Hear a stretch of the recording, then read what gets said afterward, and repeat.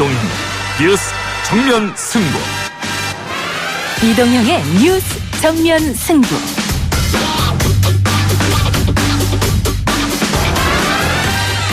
청취자 여러분 안녕하십니까, 이동형입니다. 어제 국회 행안위 회의장 앞에서는 교통사고로 아이를 잃은 부모님들의 눈물 섞인 호소가 있었습니다. 먼저 들어보시죠. 제발 연연하지 말아주세요. 지금 물에 빠진 애들 지금 수면 위로 떠올랐어요. 아유, 이렇게 하지 마시고요. 제발 부탁드립니다. 아니, 지난번에도 우리가 자유한국당이 구조적으로 노력하시는 거 열어주세요. 민식이 법을 통과시켰잖아요. 네, 보는 거 알아요. 나머지 법안에 대해서도 최선 다해서.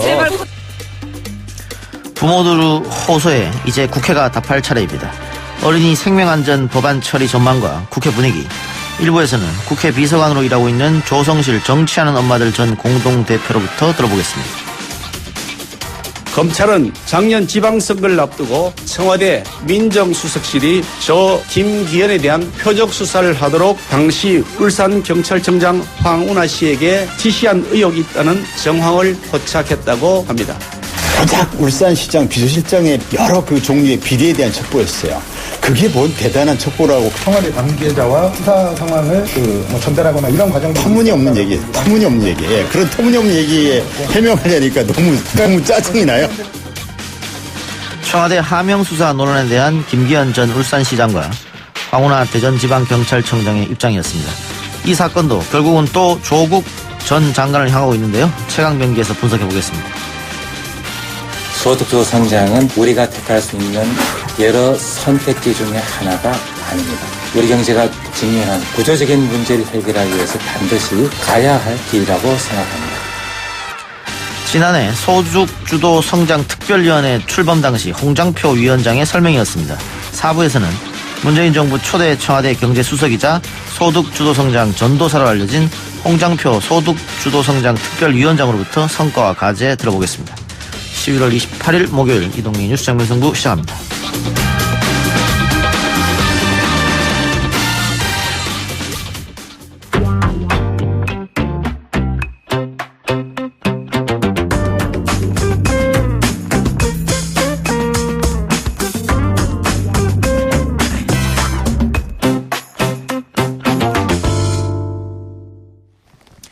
혜인이와 하준이, 한음이, 또 태호, 유찬이, 그리고 민식이까지 교통사고로 먼저 떠난 6명의 아이들은 어린이 생명안전을 위한 5개 법안 이름이 되어 남았습니다. 아이를 잃은 부모들은 같은 비극이 반복돼서는 안 된다면서 국회의원들 앞에서 무릎을 꿇고 울면서 빌었습니다. 제발 통과시켜 달란 말이었죠. 국회가 응답해야 할 시간은 이제 얼마 남지 않았습니다. 내일 본회의가 열린다고 하는데 자유한국당의 필리버스터 진행 가능성도 거론되고 있고요. 어린이 생명안전 법안마저 정쟁에 희생되는 건 아닌지 걱정입니다. 정치하는 엄마들 공동대표를 지냈고 현재는 무소속 이용호 의원실에서 일하고 있는 조성실 비서관 스튜디오 나왔습니다. 어서 오십시오. 네, 반갑습니다. 예, 국회 언제 들어가신 거예요? 국회에는 올해 1월 2일부터 근무했습니다. 자, 시민단체 활동하다가 여러 가지 한계가 있었을 테고 국회에 들어간 것은 그 시민단체 활동의 한계를 조금 극복하고자 하는 이유도 있었을 텐데 들어가니까 조금 어떻게 밖에 있을 때가 좀 낫던가요? 네, 우선 들어가서 밖에 있을 때보다 더 전투력이 상승했고요. 욕과 혼잣말이 늘었습니다. 심의 기준을 지켜야 되기 때문에. 예. 근데 어쨌든 국회가 어떻게 흘러가는지 명확하게 이해하고 있어야 또 저희가 할 수 있는 일들을 효과적으로 할 수 있기 때문에. 예. 이번 국회가 역대 최악의 국회다. 법안 통과가 전혀 이루어지지 않고 있다. 국회도 열리지 않고 있다. 뭐 그렇게 대물해서 결국은 시민단체 활동하면서 국회 들어간 것은 여러 가지 입법 활동을 위한 건데. 네, 맞습니다. 예. 들어갈 때 예상하고는 완전히 다른 결과가 나오지 않았나 그런 생각도 드네요. 네, 상반기는 뭐 거의 국회가 전적으로 마비돼 있었던 거고요. 예. 그래서 일 잘하는 국회가 뭐냐, 뭐 사실 멈추지 않는 국회죠. 예. 정해진 의사 일정대로 이제까지 법안을 싸우더라도 안에서만 싸웠다고 하면은 예. 이렇게까지 민생 법안들이 밀려서 무릎 꿇고 하는 일들 없었을 텐데 이제까지 여야 계속 정쟁을 하다가 밀린 법안들 처리하려니 참 참담한 상황입니다. 그 싸울 땐 싸우더라도 법은 국민들을 위해서 새롭게 만들고 고치고 해야 될 텐데 비쟁점 법안까지 이렇게 뭉텅 들어가지고 아무것도 안 된 이유는 결국은 싸움이다.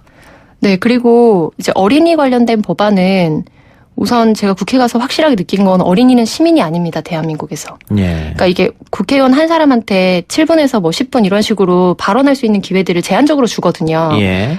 근데 모두가 동의하지만 자기한테 주어진 그 짧은 시간에 2, 3분을 할애해가지고 어린이 문제를 우선 의제로 설정해줄 수 있는 의원이 우선 없는 거고요. 그리고 무엇보다 왜 우리가 드라마 보면서 스카이캐슬 보면서 이게 너무 비현실적인데 현실이라니 이런 생각들을 했잖아요. 근데 저는 국회 캐슬이라고 생각하는데 밖에 온도와 너무 다르고 예. 그런 부분에서 어린이 관련 법안은 겉으로는 다 동의한다고 하는데 수면 아래로 또 이해관계가 걸쳐있는 법안도 예, 굉장히 예. 반대가 심합니다. 예. 자, 자식을 잃은 부모들이 국회로 가서 제발 법안 논의 좀 해달라. 이미 이분들은 생태 같은 자식을 잃었습니다. 그렇습니다만은 또 자기 자식 같은 일이 다른 아이들한테 벌어지면 안 되니까 법을 좀 만들어서 지켜달라 이런 건데 그 국회의원들 앞에서 자식 잃은 부모들이 무릎 꿇고 비는 모습이 참 답답하더라고요. 현장에서 보셨습니까? 그런 모습들은? 네, 계속해서 국회에 쫓아다니시는 모습들 같이 봤고 참 왜 이런 상황이 돼야 되는지 이게 예. 이해하기 어렵지만 예. 현실적으로 그렇게밖에 할 수 없는 이유는 이제 그 키를 국회의원들이 쥐고 있는 거예요. 예. 그러니까 모두가 공감한다, 최대한 노력하겠다, 나도 엄마 아빠다 이렇게 말하는데 전 제발 그런 말씀 안 하셨으면 좋겠고 예. 저도 엄마 아빠기 때문에 공감합니다, 최선을 다하겠습니다 말씀하시기 전에 그냥 법안 소위 일정을 잡아주시면 되는 거거든요. 근데 이렇게 굉장히 정치적인 발언들을 하면서 역으로 유가족들한테 이렇게 요구하는 거예요. 그러니까 저쪽이 협의를 안 하니까 가서 좀 설득 좀 해주세요. 근데 이게 상식적으로 너무 말이 안 되는 거잖아요. 그런 네. 일을 하라고 국회의원을 뽑는 건데 이제 그런 부분들에서 슬픔을 넘어서 정말 참담함과 분노를 굉장히 참기 어려운 상황이고요. 현재도 법안 소위 지금 태호 유찬이법하고 혜인이법 진행 중입니다. 예. 민식이법은 어쨌든 이번에 뭐 거의 통과될 가능성이 높다고 보여지고 다른 아이들 법안은 그러면 왜 안 되는 겁니까? 소위 자체가 안 열리기 때문에 그런 겁니까? 근데 이제 민식이법 같은 경우에도 2개 법안으로 되어 있거든요. 하나는 스쿨존 시설 개선을 하는 거고 예. 두 번째로는 스쿨존에서 사고를 낸 경우에 가중처벌하도록 하는 법안인데 처벌 강화. 민식이법은 이제 언론에서 많이 또 조명을 하면서 도로교통법만 지금 전체 회의를 통과한 상황이에요. 그래서 지금 법사위에 가 있는 가중처벌법은 법 전체 회의에 상정조차 안 돼서 아예 논의 시작이 안 됐고요. 반쪽만 지금 진행되고 있고 다른 법안들은 일정을 안 잡아주는 거죠. 그러니까 법안을 발의한다고 해서 바로 논의를 할 수 있는 게 아니라 여야 간사 간 합의에 의해서 언제 어떤 내용까지 논의를 할 건지 결정을 해줘야 되는데 일정을 계속 안 잡았고 어제까지도 계속 안 잡아서 결국에는 오늘이 정말 마지막 타이밍이 골든타임이라고 생각하셔서 예. 무릎을 꿇으신 거죠. 그러면 오늘 행안위 국토위 상임위가 열렸다고 하던데 결과가 어떻게 됐습니까? 우선 행안위 민식이법은 이제 의결이 돼서 법사위 단계로 넘어가는 거고요. 예. 그리고 국토위의 하준이법 같은 경우에도 저희가 7월에 이용호 의원실에서 대표 발의를 했습니다. 근데 예. 4개월 동안 한 번도 신규 법안을 상정할 수 있는 전체 회의가 안 열렸어요. 예. 4개월 동안 한 번도 논의를 못 하다가 오늘 의결을 해서 이것도 법사위로 가게 됩니다. 이제 예. 대신 혜인이법, 한음이법, 그리고 태호 유찬이법하고 지금 말씀드린 민식이법의 가중처벌법안은 지금 현재 논의가 아주 초기 단계죠. 그럼 그건 아직 아무것도 예. 결정된 것 없이 불확실합니다. 그러면 나머지는 법사위 거치면은 본회의 표결로 가는 겁니까? 근데 이것도 정말 그냥 앞을 내다보기가 어려운 게 예. 여기까지 온 것도 기적적으로 부모님들이 문을 열어오신 거거든요. 예. 근데 여야 교섭단체 간 합의만 있다고 하면야 이 법안은 예외적으로 아주 빠르게 내일 하루에 다 통과도 시켜줄 수 있거든요. 예. 근데 굉장히 불확실하죠. 어제 부모님들이 무릎 꿇고 나신 다음에도 의사일정이 안 잡혔어요. 그래서 계속 원내대표를 막 쫓아다니신 걸로 알고 있고 아주 간절하게 호소를 여러 차례 거듭한 끝에 극적으로 지금 일정을 잡은 거거든요. 예. 그래서 내일 같은 경우에도 굉장히 예외적으로 사실은 숙려 기간이라고 한 5일 정도를 두고 법사위에 상정할 수가 있는데 예. 그런 부분에 대해서 예외적으로 다 협의를 해줘야지만 본회의 표결을 할 수 있는 거라서 굉장히 희박한 가능성이지만 국민적 관심과 눈높이가 높은 만큼 좀 반드시 만들어내야겠다 예. 이렇게 생각하고 있는 상황입니다. 본회의 가면 통과는 되겠죠. 잘 모르겠지만 어쨌든 국민들이 이렇게 계속 관심에서 지켜보고 계신다면 만들 수 있을 것 같습니다. 예. 민식이법은 우리 방송에서도 몇 번 했고 네네. 하기 때문에 그 내용을 구체적으로 방금 또 말씀해 주셨고 네. 이 하준이법은 어떤 겁니까? 하준이법은 이제 경사진데다 원래는 주차장을 만들면 안 되는 거잖아요. 근데 예. 현재 그런 규정이 사실상 없습니다. 그래서 경사진데 주차장을 만들 때는 우리 지하 주차장이나 좋은 주차장에 서로 차 부딪히지 않게 뒤에 고정적으로 고인목이 있잖아요. 있죠. 탁 걸치는 예. 그거를 의무적으로 설치하도록 하는 법안입니다. 근데 이게 하준이가 사고가 난 데가 1도에서 2도 정도밖에 안 되는데요. 어린이대공원 주차장인데 예. 그러니까 차가 멈췄다가도 약간 충격이 있으면 확 흘러내릴 수 있는 그런 무의식 중에 사이드 브레이크를 안 차면 바로 사고가 나는 그런 것들을 방지하기 위해서 예. 이제 조금이라도 경사가 있으면 무조건 뒤에다 스타퍼를 시설적으로 설치하도록 하는 법안이고 이제 혜인이법 같은 경우에는 뭐 착한 사마리아법 개념인데요. 이제 아이들이 사고가 났을 때 즉각적으로 응급조치를 하도록 하고 그렇게 하지 않아서 아이가 뭐 장애를 입거나 사망을 하게 됐을 때 처벌을 하는 법안이고 그리고 태호 유찬이법 같은 경우에는 아시다시피 똑같이 노란 버스가 달리고 있지만 사실은 어떤 버스는 스쿨버스가 어떤 건 아니거든요. 그래요. 그래서 그런 사각지대를 최대한 없애도록 하는 게 주요 골자입니다. 예. 그러니까 그런 정책이나 또 법이 위비해서 아이들이 사고로 이제 목숨을 잃었잖아요. 그 이후에 사실은 뭐 소홀고 양강 고치는 식으로 이제 법이 만들어지는데 이거라도 만들어져야지 똑같은 그런 재앙은 안 생기니까 그래서 만들자고 하는 건데 지금 이번 국회가 이렇게 논의조차가 되지 않고 있으니까 부모님들이 갈 수밖에 없었다. 예. 이런 걸 다시 한번 정리해 드리고 그러면은 참 이거 만일 이번 국회 이게 통과가 안 되면 어떻게 되는 겁니까? 그냥 법이 사라지는 겁니까? 이번 국회 통과가 안 되면 임기 만료 폐기가 되는 거고요. 근데 이게 그렇게 쓰라고 준 이름이 아니잖아요. 그렇죠. 그리고 사실 사고가 대대적으로 나면은 하준이법 같은 경우에도 어머님이 청원을 넣긴 하셨지만 올해 저희 의원실에서 공동 발의할 때 처음으로 의원실에 오시고 국회에 방문하시고 국회의원을 만났다는 거예요. 예. 그러니까 사고가 나면은 경쟁적으로 언론이나 국회에서 법안을 이름을 따서 막 발의를 해요. 챙기지 않죠. 왜냐하면 우선적으로 더 관심사 사안들이 많으니까 지역 문제나 그래서 이번에 어린이 생명안전법안 캠페인을 하면서 예. 뭐 행정실 쪽에 확인하기로는 그동안 한 번도 확인하지 않았던 의원실들에서 어린이 관련된 법안을 챙기기 시작한다 이렇게 이야기하더라고요. 임기 만료 폐기되는 겁니다. 근데 그럼 이제 부모는 사실 정말 아이들을 2번 웃는 거고 예. 그리고 정말 평생 자유로울 수 없기 때문에 뭐 필리버스터라든지 어떤 정치적인 패스트트랙 상황과 상관없이 이 법안 별도 처리해 줄 수 있거든요. 여야가 합의만 해주면 됩니다. 예. 그래서 이 부분에 대해서 강력하게 국회가 좀 응답해 주시기를 촉구드립니다. 예. 조 보좌관 정치하는 엄마들을 활동할 때 사립 유치원 비리 문제를 공론화시켰는데 각 한유총이라고 하죠. 네. 예, 유치원 단체 압력이 상당했었죠. 네, 그렇습니다. 그리고 아시다시피 뭐 완전 다 폐원하겠다 이런 폐원 협박은 물론 이제 의원실들에 대해서 압력을 가하는 것도 굉장히 강했다는 걸로 알고 있었고 예. 제가 의원실에 가보니까 유치원뿐만 아니라 모든 어린이 관련된 연합단체들의 로비력이 굉장히 상당합니다. 그러니까 오늘 같은 경우에도 저희가 태호유치원법으로 냈던 도로교통법이 상정이 됐거든요. 예. 근데 오전에 이게 아주 관심사항이다 보니까 저희는 국토위예요. 예. 행안위 법안소위에 오시는 분들한테만 행정실에서 서류를 준다 이렇게 예. 말씀하시더라고요. 오전 내내 저는 관련 내용을 확인을 못했는데 담당 비서관인데 근데 연합회 쪽에서 저희 쪽에 전화를 주셨어요. 저희가 반대했던 조항 오늘 논의 안 하는 걸로 빠졌다고 확인했는데 재확인 부탁드린다고. 그러니까 말이 안 되는 거죠. 그래서 제가 엄청 따졌거든요. 예, 어떻게 그러니까, 하셨냐고? 네, 그랬더니 확인을 했다는 거예요. 전문의원실에서. 그러니까 아시겠죠. 그리고 예. 최소 월 1회 이상씩 아예 그 전담으로 고용된 분들이 국회에 아예 대관 업무를 하시면서 다니시고 저희가 태호유치원법 발의했을 때 언론에 나가자마자 거의 3, 4일 정도 완전 민원에 시달려서 제가 업무를 전혀 못 봤거든요. 예. 그럼 뭐 다음 선거 때 우리가 뭐 압력을 행사하겠다는 물론이거니와 연합단체와 연관되어 있는 시도의원들이 상당한데 그 사람들이 공동으로 대응하겠다. 그리고 저희가 법안을 철회하지 않으면은 동의해줬던 나머지 9개 의원실에 지역 연합회들이 다 쫓아가서 내년도에 이제 낙선운동을 하는 방향으로 시키겠다. 철회시키고 너희만 고립시키겠다. 이렇게 공공연하게 협박하고 국회에 들어오는 것도 아주 자유로우시죠. 저희는 한유총 때 이제 피켓 시위하면서 쫓겨나갔거든요. 예. 근데 그분들은 아주 자유롭게 들어오십니다. 연결되어 있는 의원실도 많으시고. 쉽지 않네요. 유치원 3법 어떻게 되는 겁니까?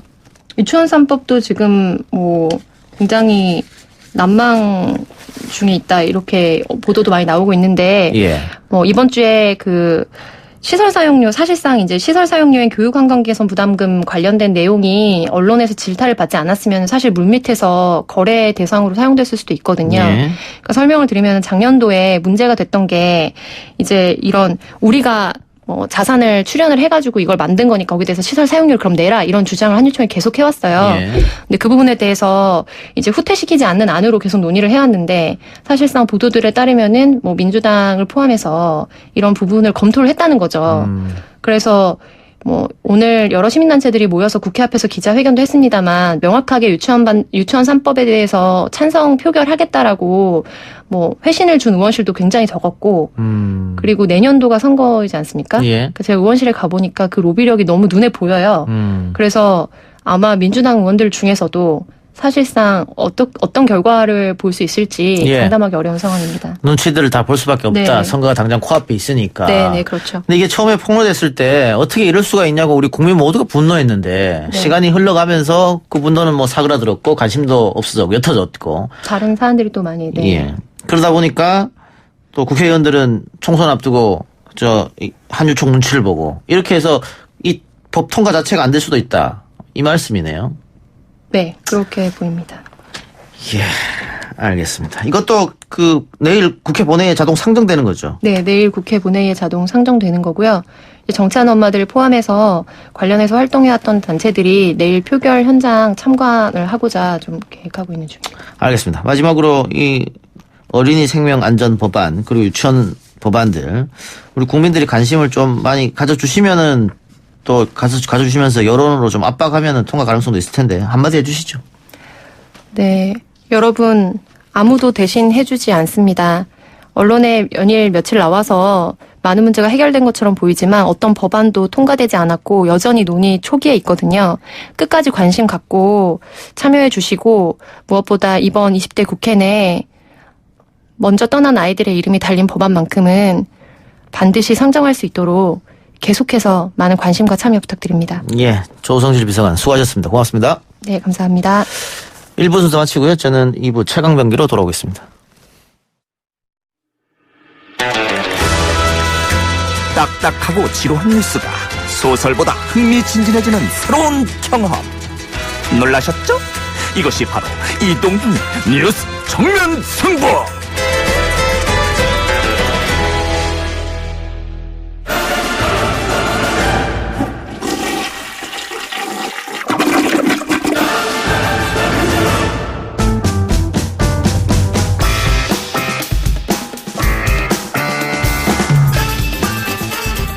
이동의 뉴스 정면 승부 2부 최강병기 시작합니다. 오늘은 박지훈 변호사, 장영진 기자 나왔습니다. 어서 오십시오. 네, 안녕하세요. 예, 안녕하십니까? 유재수 전 부시장이 구속됐는데 박지훈 변호사 제가 다른 방송 나온 거 들어봤더니 구속 안 될 것이다 예상했던데. 아니요, 그건 아니고.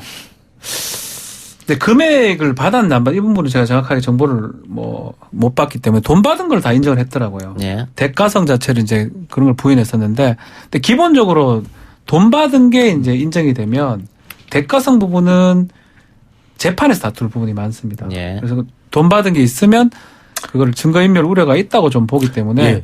영장의 가능성이 좀 높았던 사안이 아닌가 생각이 됩니다. 박 변호사가 정확하게 말씀하셨는데요. 그러니까 돈을 받았다는 부분을 인정했으면 그것이 대가성이 있느냐 없느냐는 차후에 다툴 부분으로 되기 재판에서 할 때문에. 가능성이 높죠. 자, 그런데 특히 이제 이 유재수 전 부시장이 본인의 어떤 그 핸드폰 자료를 많이 숨겼거든요. 그러니까 그런 부분이 있기 때문에 아마 상당히 논란이 되지 않았을까. 그래서 구속의 가능성이 좀 있지 않았을까라는 생각이 듭니다. 예.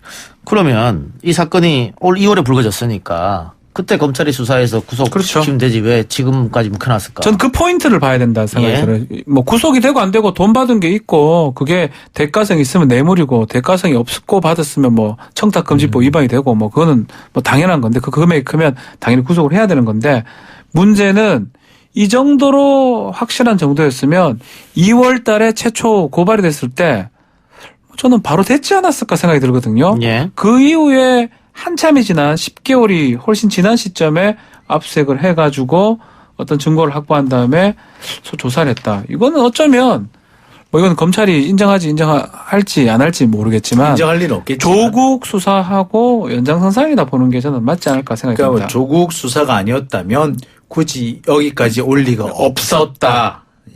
예. 그렇다면은 결국은 마지막 화살은 조국 전 수석으로 향하고 있다고 봐야 될 테고 감찰이 왜 중단이 됐느냐 청와대에서 네. 유재수 전 부시장에 대한 감찰이 진행되다가 갑자기 중단됐는데 지금 야당이나 보수 언론에서는 이거는 뭐 조국 전 장관이 중단시킨 것 아니냐. 그렇죠. 뭐 이런 얘기죠. 그 그림인 거죠. 2017년 1월 달에 감찰에 들어갔다가 감찰을 그만했습니다. 그리고 이제 김태우 감찰 반원이 그렇죠. 그것을 특감 반원이 얘기를 했었죠. 그 부분에서 3인 당시 반부비서관인 박형철 비서관 또 민정비서관 백원우 그리고 조국 민정수석 이 세 사람이 그런 지시 결정을 한 게 아니냐 이게 지금 검찰의 그림입니다. 자, 근데 저는 꼭 짚고 넘어가고 싶은 부분이 이 부분이 있어요. 그래서 감찰 무마를 했다 치고 그걸 뭘로 처벌할 건데? 직권남용. 직무유기거든요. 사실 둘 중에 하나겠죠. 직권남용은 예. 직권남용이거나 직무유기인데 사실 이건 사실 처벌하기 어렵습니다. 그렇다고 본다면 더군다나 이게 직권남용이라고 보기 어려운 것이 어쨌거나 이 유재수 전 부시장이 현직에서 물러난 것까지는 분명하거든요. 예. 사표를 받았단 말이에요. 예. 그래서 이거는 어디까지나 보면은 일단 어느 정도 그러니까 재량 안에 행위 있다. 범위에 있기 예. 때문에 과연 이것이 처벌할 수 있는 것이냐? 그러니까 뭐 어느 기관이나 조직이든 그렇죠. 문제가 생겼을 때 사표 쓰는 선에서 끝내라. 뭐 이런 건 재량권이다 이 말이죠. 그렇죠. 그러니까 예. 이거를 가지고 이렇게 혐의를 갖다가 뭐 직권남용이나 직무유기로 구속할 수 있느냐. 이게 가장 중요한 거는 2017년 1월 달에 감찰 결과 어느 정도 포착이 됐느냐가 가장 중요합니다. 그 당시에도 금원이나 이런 것들이 포착이 됐는데 뭐 금원이 지금 이 정도 아니면 엄청난 많은 금원이 있었는데 만약 사표 쓰는 걸 마무리했다면 문제 여지가 있을 수가 있어요. 그런데 예. 지금 보도된 바에 따르면 골프채 예. 항공권이라고 예. 하고 있거든요. 예. 유학 관련 항공권. 만약에 그 정도라면 금액 책정도 부분도 문제가 될 수가 있고 대가성도 따져봐야 되겠지만 김영란법 위반이 정도밖에 안 되는 거거든요. 예. 그래서 사실은 감찰의 범위 내라고 볼 수 있고 감찰이 판단할 수 있는 재량권 범위 내라고 볼 수 있고 그게 맞다면 사실은 책임질 여지는 없는 거고요.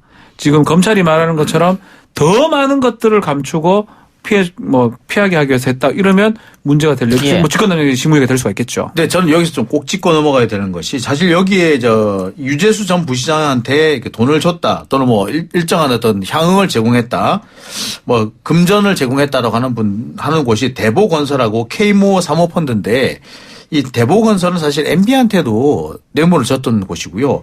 K모 사모펀드는 박근혜 전 대통령의 친인척입니다. 예. 근데 사실 이 뇌물의 공여자한테 대해서는 별로 수사를 하지 않으면서 뇌물을 받은 사람 그리고 그 이후에 사후 처리에 대해서만 수사를 한다는 거 사실 보면 검찰이 너무 지나치게 선택적으로 수사하고 있지 않느냐 이런 예. 의심을 지울 수가 없거든요. 그런 비판도 있을 수 있겠죠. 네. 예. 그리고 지금 뭐 중앙일보 보도를 보면 조국보다 더 윗선이 맞았다. 그럼 누구 대통령 뜻하는 겁니까 이거는? 없죠. 조국 민정수석의 위에는 뭐 중간에 직제상 임종석 비서실장이 비서실장이 있을 수가 있는데요. 있는데 뭐 그거나 아니 임종석 실장이랑 유재수 씨 같은 경우에는 뭐 두 사람이 어떤 인연이 별로 없으니까 관련성이 없고 지금 말하는 건 조국 참여정부 윗선, 시절인데요. 조국 윗선은 그러면은 대통령 아니냐. 그러니까 사실 이걸 유재수 시장만 보고 끝날 것이 아니라 지금 그 뒤에 진행되고 있는 다른 수사들도 좀 봐야 되지 않겠습니까? 지금 뭐 다른 몇 가지 수사들 황운하 전 울산경찰청장에 대한 수사까지 보면은 이거는 분명히 검찰이 문재인 대통령을 겨냥하고 있다라는 생각이 명백해지고 있거든요. 그러니까 이걸 보면은 과연 검찰이 그 사정을 위한 것인지 정권 교체를 위한 것인지 그 부분에서 좀 애매모호해지고 있다라는 그런 생각이 듭니다. 자, 그러면 황운하 청장 이야기 나왔으니까 네. 지금 하명 수사다. 자유한국당은 하명 수사라고 이야기하고 있고 청와대에서는 이첩했다. 그렇죠. 완전 다른 거거든요. 이첩과 하명 어떻게 봐요? 근데 뭐 이거는 사실관계는 금방 드러날 것 같거든요. 예. 사실은. 근데 이걸 갖고 뭐 가타부타 할 필요는 사실 없을 것 같아요. 이첩이라는 거는 정말 관할지로 돌린 겁니다. 범죄 사실이 청와대 입장에 봤을 때도 있고 수사가 필요한 상황이라는 생각이 들어서 관할 경찰서나 이런 데 보낸 거라고 봐야 될 것 같고 한 어떤 거냐면 없는데 한번 해봐라. 콕 찍어서. 예. 그거거든요. 근데 이거는 어느 정도 범죄 사실이 드러났느냐 안 드러났느냐 청와대에서 뭘 줬느냐 어떤 자료로 보냈느냐 그거에 따라서 사실 금방 가려낼 수 있다고 저는 생각이 사실 들어요. 이첩은 법률적인 근거가 있는데 반해서 하명은 학리적인 그러니까 학문적인 어떤 근거는 있을지 몰라도 실제 법률적인 근거는 하나도 없어요. 그냥 하는 거죠. 명령이죠. 하면. 명령이에요. 하라고. 그런데 하명이 되게 되면은 여기에 대해서 그 진행 상황에 대해서 추후 보고를 하게 돼 있어요. 그러니까 진행 상황에 대한 추후 보고를 했는지 그에 따라서 추후 보고에 따른 다른 어떤 지시를 받았는지 이런 것들을 구체적으로 살펴봐야 되는데 사실 현실적으로 나오기 어렵죠. 예. 근데 그럼에도 불구하고 이렇게 한다는 거는 알겠습니다. 근데 아까 우리가 다른 얘기도 유재수 전 부시장 얘기도 했습니다만 유재수 전 부시장 건은 올 2월에 있었던 사건이고 네. 그거를 캐비넷 넣어놨다가 지금 10개월 만에 꺼낸 거거든요. 네. 황운하 청장 1월달에 이 사건은 1월 달이고 그러니까 처음 이 사건이 불거진 건 또 작년 3월 달이거든요. 예. 그렇죠. 또 지금 왜 또 이걸 갖고 왔냐. 장용진 기자가 아까 말했잖아요. 장용진 기자 그냥 조금 두서없이 그냥 청와대 타겟이다 하지만 사실 검찰 수사라는 건 시점 정이 중요하거든요. 지금 시점에 이 모든 수사를 화력을 결집하는 모양새입니다. 결국은 조국이다. 예, 조국 플러스 알파다. 예. 그게 지금 다음 달 초가 되면은 이게 검찰 개혁 법안에 관해서 그렇죠. 패스트 트랙이 지금 진행될 예정이거든요. 거기에 시간을 맞추고 있는 게 아닌가. 거기에 맞춰서 검찰의 모든 화력을 집중하고 있는 게 아닌가. 실제로 우리가 인사청문회 마지막 날 증거조사 한번 소환 없이 정경심 교수를 기소를 했습니다. 지금 재판 중에 그게 지금 난리가 났어요. 예. 그렇죠. 혼나고 지금 난리가 났어요. 장영진 기자하고 저가 계속 했던 게 기소 후에 조사는 증거 능력 없다라고 저희가 한 100번도 더 얘기한 것 같은데 일단은 그것 때문에 지금 재판부한테 난리가 났는데 그만큼 그 행위는 지금 보면 정치적 행위로 봐야 됩니다. 사법적 행위가 아니었어요. 기소 끝나고 조사했고 또 기소 끝나고 압수수색하고 그게 다 증거를 쓸 수가 없음에도 불구하고 했잖아요. 검찰이 했고 그걸 언론이 받았었고 네. 이번에 판사가 왜 그랬냐 따지고 검찰이 모를 수가 없거든요. 네. 그렇게 기소한 거 정치적 행위로 봐야 될 것 같고 그 이후에도 정치적 행위로 봐야 되는데 그 연장선상에서 지금 한참 지난 1년 정도 지났던 아니면 그 이상 지났던 사건에 대해서 새롭게 지금 나오고 있는 것도 결국은 이 사법적 행위라고 검찰이 하는 사법적 행위라고 보기보다는 정치성이 짙다고 볼 수밖에 없다. 지금 말한 것처럼 총선 앞에 두고 있고 또 검찰개혁 패스트트랙 법안들 지금 눈앞에 있고 그런 것들하고 관련이 저는 있다고 더군다나 보입니다. 9월 6일 날 기소했던 그 내용은 사실상 거의 수사가 안 된 내용이라서 그렇죠. 공소장에 기록된 내용 자체가 전부 다 사실 이제 더 이상 무효가 돼버린 그런 상황이 지금 그런 되거든요. 상황이죠. 예. 그렇다고 본다면 9월 6일 날 굳이 그렇게 무리해서 기소했다는 거는 청문회에서 그 조국 전 장관을 낙마시키겠다는 그런 의도였다고밖에 볼 수 없는 겁니다. 그렇죠. 그런 예. 상황이라면 검찰의 정치적인 어떤 행동에 대해서 비판을 받을 수밖에 없는 알겠습니다. 그런 상황이 아닐까 예. 싶습니다. 다른 얘기 한번 해봅시다. 대법원이 박근혜 전 대통령의 국가정보원 특수활동비 사건 재판에서 일부 뇌물 혐의를 유죄로 인정해서 2심 재판을 다시 하라고 판결했는데 그 1, 2심은 무죄라고 판단했던 거죠? 예, 아닙니다. 1심에서는 조금 바뀌었는데요. 그 국고 손실죄 관련해서 사실 국정원장 같은 경우가 회계 관계인이 아니다. 회계 책임자가 아니다. 아니다. 그래서 지금 왔다 갔다 했습니다. 설명하기 좀 복잡한데 일단은 2심에서 빠졌던 부분을 다 인정해버린 결과입니다. 예. 그러면 결과론적으로는 지금 형이 늘어날 확률이 좀 높아진 그런 그렇겠죠. 상황입니다. 예, 다시 판결하라고 했으니까. 그러니까 총 35억 6천만 원 정도였는데 그중에 33억 원 정도가 유죄라고 봤고요. 1심에서는 33억 원이 모두 국고 손실죄다. 그런데 2심에서는 27억 정도만 국고 손실죄고 나머지 7억 원은 횡령죄다. 네. 라고 봤는데 자 이번에는 아니다. 그중에서 2억 원은 뇌물이 맞다라고 판단을 내린 겁니다. 그러면 남재준, 이병기, 이병호 전 국정원장들은 어떻게 됩니까? 2년에 2년 6월 받았거든요. 예. 이 사람들도 형이 올라갈 가능성이 있습니다. 올라갈 가능성이 있다. 특히 이제 이병기 전 국정원장 같은 경우는 뇌물의 직접적인 연관자가 됐기 때문에 아마 좀 형이 많이 올라갈 가능성이 같아요. 높아졌습니다. 예.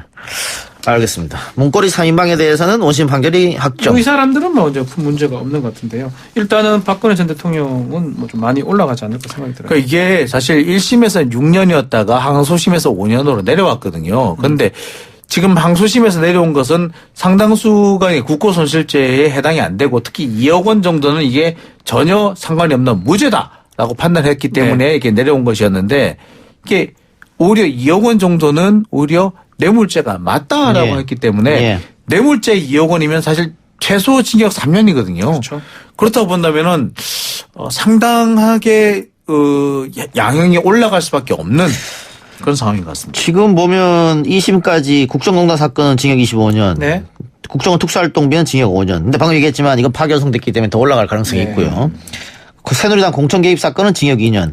벌써 30년이 넘어가는데 이보다 더 나올 가능성이 있다. 33년 아니면 34년 이상이 나올 것 같아요. 지금 뭐 25년하고 징역 2년 공천 개입은 뭐 정해졌다고 보면 지금 중요한 거는 특수활동비 관련된 거는 5년이거든요, 지금은. 7년 정도 나오지 않을까. 근데 원래 1심 기준으로 봤을 때 국정농단이 30년, 그 다음에 방금 말씀하신 특활비가 6년, 그 다음에 이제 공천 개입이 2년, 이래서 38년이었어요. 근데 이 부분이 조금씩 다 늘었기 때문에 지금 상황으로 보면 징역 40년이 넘어야 됩니다. 자, 그런데 정치권 한쪽에서는 특별사면 이야기가 벌써 나오고 있는데 형이 확정되지 않았는데 특별사면이 가능합니까? 불가능합니다. 특별사면의 기본 요건은 형을 확정시키고 복역 중에 뭐 형집행정지 사면 이런 것들이 문제가 소지가 될 수가 법적으로 있습니다. 이제 불가능하다. 그렇죠. 정치적인 주장이라고 봐야 되겠죠. 그러면 지금 뭐 박근혜 전 대통령이 지금 그 병원에 나와 있지 않겠습니까? 그러니까 서울 성모병원에 나와 있는데 병원 앞에 지금 많은 분들이 많이 모여가지고 이제 보수단체입니다만 모여가지고 이렇게 주장을 하면서 당장 뭐 사면하라고 요구를 하고 있어요. 근데 사실 불가능한 얘기죠. 그럼 사면은 불가능하고 가석방도 당연히 안 되겠네요. 그러면 가석방도 지금 형이 확정을 받아야 돼요. 형이 확정 후에 또 형기를 상당 부분 채워야 되잖아요. 뭐 사실은 가능성이 없는 건 아닌데 일반적으로 60-70%는 채운 후에 가석방 대상이 됩니다. 이게 법률적으로는 3분의 1 이상만 채우면 되긴 합니다만 현실적으로 3분의 2를 채워야만이 가석방 대상이 되는 걸로. 그럼 하나 더. 건강상의 이유를 들어서 형 집행정지. 그것도 지금 병원 치료 결과 그게 사실 치료받으러 갔는데 그 구치소에서 한 달 이상 있었던 경우가 첫 사례거든요. 형집행정지 없이. 형집행정지는 뭐냐면 정말 수용할 수 없는 상황이라서 잠시 이제 수용을 빼버리는 경우인데 그거 아니고는 불가능한데요. 그거 이미 신청했다가 검찰 측에 기각이 됐었습니다. 그래서 그런 상황도 몸 상태가 뭐 형집행정지의 상태는 아닌 것 같아요. 50견 정도로는. 뭐 정확하게 제가 회전근 무슨 병이라고 하는데 치료 뭐 수술이 끝났기 때문에 집행정지도 지금 상황에서는 좀 어려운 상황입니다. 제일 비슷한 경우가 뭐냐면 옛날에 그 밀가루 회사 그 사장 부인이 뭐 어째 그 사위의 친인척을 살해한 사건이 있었죠. 그 사건에서 그 밀가루 회사 그 부인이 이 정도 상황을 있었어요. 그러니까 그 외에는 이렇게 오랫동안. 거기는 그래도 병명이 상당히 암이나 이런 게 상당히 있었고 박근혜 전 대통령 지금 병명상도 좀 어려워요. 병명상을 보면 50견이죠. 그러면은 결국은 힘들다, 어렵다. 그런데 정치적으로 그냥 요구하는 거다 이렇게 봐야겠네요. 그렇죠. 정치적 얘기를 보고. 사실은 지금 나와 있는 것도 정치적인 어떤 결단이라고 보는 수밖에 없어요. 알겠습니다. 하나만 더 마칩시다. 공감병 갑질 의혹을 받았던 박찬주 전 육군대장. 오늘 대법원 선고가 있었네요. 선고 내용 이야기해 주시죠. 일단은 여러 가지 뇌물죄 같은 경우는 대가성이나 이런 것 때문에 원래 무죄가 됐었는데요. 이제 나머지 특히 김영란법, 부정청탁금지법이죠. 이 부분이 이제 유죄로 확정이 됐습니다. 그래서 벌금 400만 원이 확정이 됐습니다. 청탁금지법 같은 경우에는 형이 그렇게 강하지 않기 때문에. 그렇죠. 벌금형이 많으니까요. 아까 유재수 전 부시장 할 때도 우리가 맞습니다. 그 얘기한 거죠. 그런데 그 박찬주 전 대장의 범죄 사실 중에 뇌물이 당연히 혐의가 가장 크겠습니다만은 국민들 분노는 이게 아니고 갑질이었잖아요. 갑질은 다 사실은 1심에서는 뭐 혐의가 있다고 해서 집행유예 됐었지만 2심이나 또 검찰 과정에서 대부분 무혐의 무죄가 됐습니다.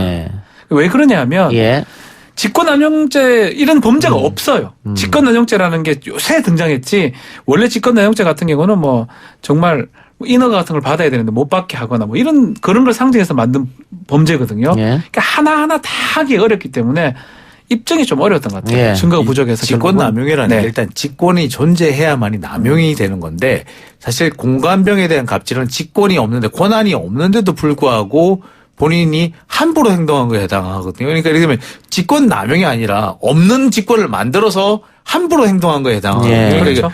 처벌할 수가 없는 거죠. 애매하죠. 갑질이라는 걸 처벌하는 게 사실 우리나라 법이 잘 없어요. 그러니까 직권남용에 해당합니다만 그렇지만 직권남용 중에서 조금 직권남용을 초과한 것이기 때문에 사실은 처벌할 팔찌 채우는 거잖아요. 팔찌 채우는 게 상상도 못할 일이기 때문에 직권도 아니고 근데 이거 좀 애매해요. 그러니까 우리 이 형법을 만든 사람들은 이런 상황까지 생각을 해본 적이 없었던 거죠. 예.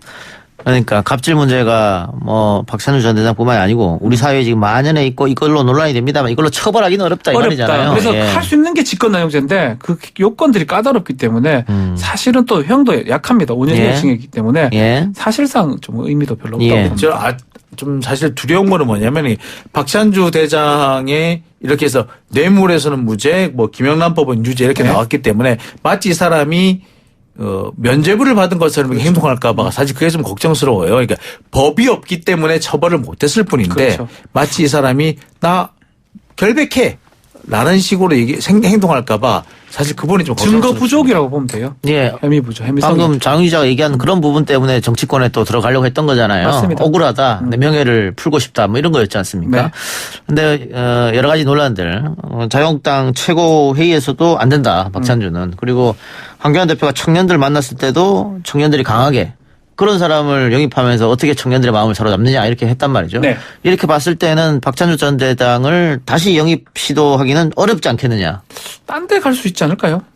네? 이왕 이래 됐으면 뭐 우리 당이나 뭐 이런 데로. 일단 본인은 자유한국당에서 뭐 입당 안 하더라도 한번 해보겠다. 본인은 뭐 뜻이 확고한 것 같아요. 예.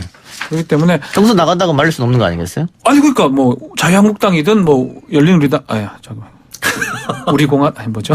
우리공화당이든 뭐 필요한 곳이 있으면 나갈 수가 있겠죠. 예. 이것도 뭐 본인의 선택이니까요.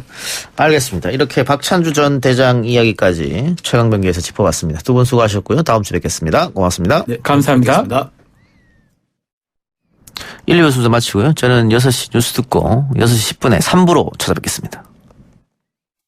글쎄 안 들려 들을 뉴스 없어 아무 뉴스도 귀에 들어오지 않아 듣고 또 들어도 들을 뉴스 없어 만든 게 이 프로야